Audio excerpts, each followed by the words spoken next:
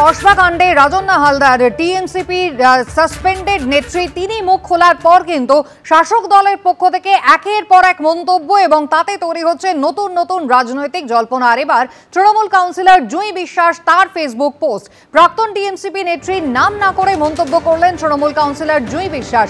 যোগ্যতা বিচারের জন্য যোগ্যতা লাগে, যারা একে মাথায় তুলেছিলেন তাদের যোগ্যতা নিয়েও সন্দেহ আছে। না নেত্রী হওয়ার যোগ্যতা রয়েছে, না অভিনেত্রী দুদিন এসেই নেত্রী হলেন, কটাক্ষ করেছেন তৃণমূল কাউন্সিলর।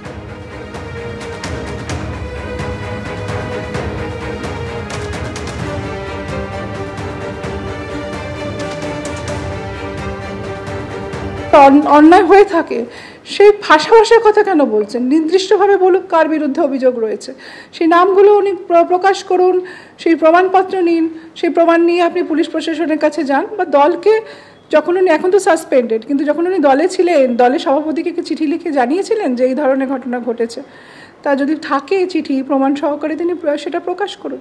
তাহলে কেন এরকম করছেন তিনি, আপনার কি ব্যাখ্যা?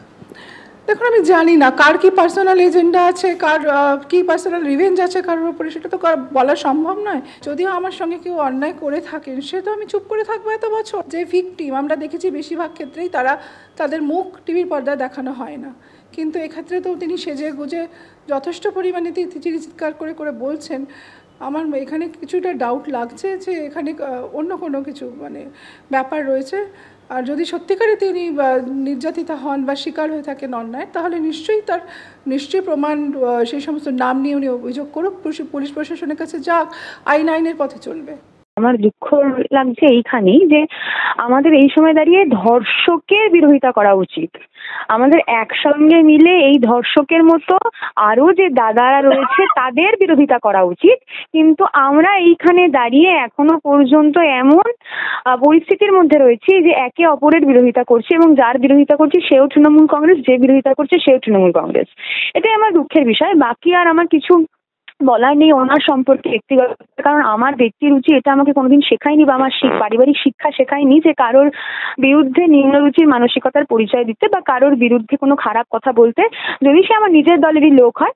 তা আমি এই বিষয়ে ওনার সম্পর্কে কোনো কথা বলবো না, সেটা ওনার মনে হয়েছে উনি বলেছেন, আমার মনে হচ্ছে আমি বলছি। আমাকে মাথায় তুলেছে তো মমতা বন্দ্যোপাধ্যায় আর অভিষেক বন্দ্যোপাধ্যায়। তাহলে উনি যদি মমতা বন্দ্যোপাধ্যায় অভিষেক বন্দ্যোপাধ্যায়ের যোগ্যতা নিয়ে কথা বলেন, সেটা তো তাহলে দিদি এবং দাদার দেখা উচিত। আমি এইটাই আশা রাখবো দলের কাছ থেকে। এর আগে কসবা কাণ্ডে মুখ খুলে দলের রোষে পড়েছিলেন রাজন্না। অভিযোগ করলে এই কমপ্লেনিং কিডের তকমা দলকে কালিমালিপ্ত নয়, শুদ্ধ করাই তাঁর লক্ষ্য। রবিবার এবিপি আনন্দ স্টুডিও এসে কান্নায় ভেঙে পড়েছিলেন সাসপেন্ডেড টিএমসিপি নেত্রী রাজন্না হালদার। প্রথম বিষয়, আমার অভিযোগ দুটো ক্ষেত্রে ছিল। এক, যে তৃণমূল ছাত্র পরিষদের অন্দরে এরকম অনেক মনোজিৎ মিশ্ররা লুকিয়ে আছে, তাদেরকে শনাক্ত করে দল তাদের জন্য নির্দিষ্ট শাস্তি ব্যবহার করুক। আর দ্বিতীয় বিষয় হচ্ছে আমার বিকৃত ছবি এআই করা বিভিন্ন এইসব দাদারা, মনোজিৎ মিশ্রের মতো দাদারা তাদের জুনিয়রদের ফোনে হোয়াটসঅ্যাপে পাঠাতো এবং পাঠিয়ে পৈশাচিক আনন্দ উপভোগ করত। অতীন ঘোষের কন্যা প্রিয়দর্শিনী তিনি বলছেন যে দলকে তুমি এখন জ্বালালে, কসবা কাণ্ডটা ঘটলো বিশেষ করে সময় নিয়ে প্রশ্ন তুলে দিয়েছেন তিনি। 21শে জুলাইয়ের সঙ্গে এরকম একটি ঘটনাকে যুক্ত করে দেওয়াটাই প্রথম বড় অপরাধ। আর দ্বিতীয় বিষয়, আজকে আমি বক্তব্য রেখেছি, প্রতিবাদ করেছি।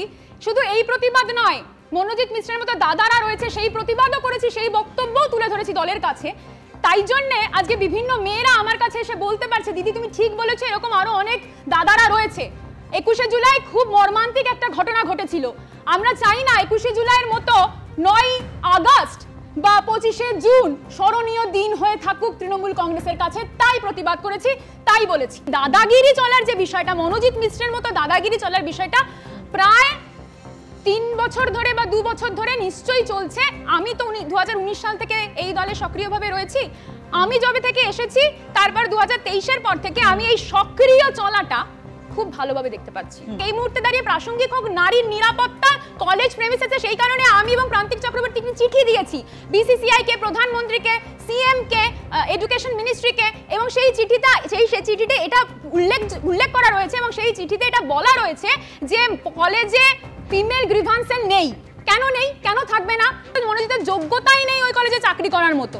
যোগ্যতা যার নেই সে কি করে এই কলেজে চাকরি পায়? আমার প্রশ্ন এখানে। আজকে মনোজিৎ যদি যোগ্যতা সম্পন্ন হতো, ওই কলেজে যদি চাকরি পেত, আমার কিন্তু এই প্রশ্ন থাকতো না। আমি কিন্তু এই প্রশ্ন তুলছি মানে দল বিরোধী এটা নয়, আমি কিন্তু দলের একনিষ্ঠ কর্মী। বারবার এটা আমাকে প্রমাণ দিতে হচ্ছে, সীতার ওই ধরনী ফাঁক হয়ে যাওয়ার মতো এটা আমি বলছি না। আমি এইটা কথাটাই বারবার তুলে ধরছি, আমি দলকে শুদ্ধিকরণ করার জায়গায় নিয়ে আসছি। আমি এই দায়, আজকে মনোজিৎ মিশ্রের দায় আমিও এড়িয়ে যেতে পারি না। সেই প্রসঙ্গে যদি বলে থাকে তাহলে আমি অপরাধী, 100 বার আমি অপরাধী। আমি অপরাধী বলে আমি ভুলকে ভুল বলছি, আমি ঠিককে ঠিক বলছি, আমি অন্যদের মতো বলছি না। ওটা রাজন্যার আসল ছবি। রাজন্যা এখন ফেসে গিয়ে বলছে এই করা বিকৃত ছবি, আমাকে এটা প্রমাণ দিতে হবে বারবার।